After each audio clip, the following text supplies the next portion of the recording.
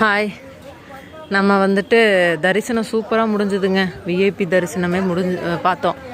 அது பார்த்துட்டு இப்போ கோபுரத்துக்கு அப்படியே பேக் சைடில் என்னோடய பழைய வீடியோ பார்த்துருந்தீங்கன்னா தெரியும், மலைக்கு போகிறதுக்கு வழி இருக்குது. ஆப்போசிட்டில் இந்த ரோட்டுக்கு ஆப்போசிட்டில் பார்த்திங்கன்னா ஆவின் அப்படின்னு இருக்கும். அதுக்கு அப்படியே ஆப்போசிட்டில் வந்தால் மலை ஏறுறதுக்கான வழி இங்கே வரும். அவங்க முன்னாடி போயிட்டுருக்காங்க. நானும் அப்படியே ரொம்ப நாள் ஆயிடுச்சு, அடிக்கடி வர முடியல. ஆனால் இன்னைக்கு இல்லை, நேற்று பஸ் ஏறும்போது பார்த்திங்கன்னா பஸ்ஸே வரல.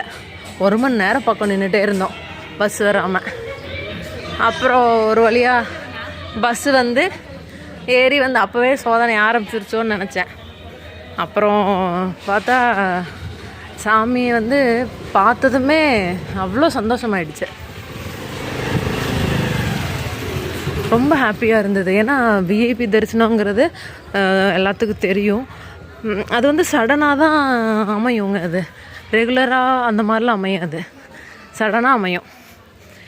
ஸோ அப்படி போயிட்டு விஐபி தரிசனத்தில் சாமி அங்கே நாங்கள் பக்கத்தில் நின்று பார்த்துட்டு, அப்போ மன நிறைவோட பின்னாடி மலை ஏறி இந்த ஆசிரமமெல்லாம் இருக்கு இல்லைங்களா, அங்கெல்லாம் போயிட்டுருக்கோம். என்னோடய பழைய வீடியோ பார்த்தா தெரியும், ஏறும்போது கொஞ்சம் மூச்சு வாங்குதா, அதனால் கொஞ்சம் ஒரு மாதிரி இருக்கும். அதை நீங்கள் அட்ஜஸ்ட் பண்ணிக்கோங்க.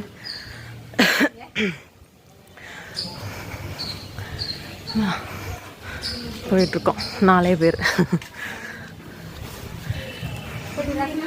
மழை பாருங்கள். ஆனால் இங்கே இவ்வளோ வீடு இருக்குது, இவ்வளோ பேர் வாழ்கிறாங்கங்கிறதெல்லாம் தெரியாது. அதுவும் மலையை வெளியிருந்து பார்க்குறப்ப இங்கே இவ்வளோ இருக்குது, இவ்வளோ பேர் இருக்காங்கங்கிறது பெரும்பாலானவங்களுக்கு தெரியாது. ஆனால் இங்கே இவ்வளோ பேர் இருக்காங்க, இதுக்குள்ளே ஒரு வழி இருக்குது, நல்லா இருக்கும் பார்க்க. வந்தால் ரொம்ப மன நிம்மதியாக இருக்கும், தியானம் பண்ணலாம். நிறைய பேர் போகிறாங்க பாருங்கள். உங்களுக்கு தெரியுதா இல்லையான்னு தெரில.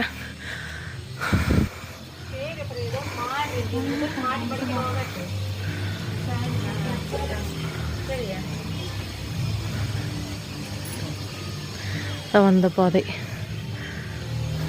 சாமி கும்பிட்டு அப்படியே மேலே ஏற வேண்டியதான். சின்ன மலை தான், ஏறிடலாம், அவ்வளோ பெருசில்.